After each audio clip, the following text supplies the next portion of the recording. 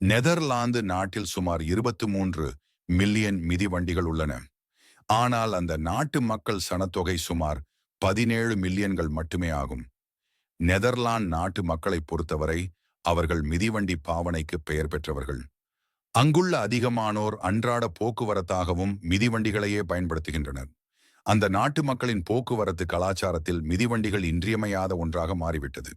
மேலும் அந்த நாட்டு மக்களின் இந்த எளிமையான மற்றும் ஆரோக்கியமான மிதிவண்டி பாவனை பழக்கமானது சுற்றுச்சூழலுக்கு உகந்த மற்றும் சிறந்த போக்குவரத்து தேர்வை எவ்வளவு ஆர்வத்துடன் கடைபிடிக்கிறார்கள் என்பதை எடுத்துக்காட்டுகிறது.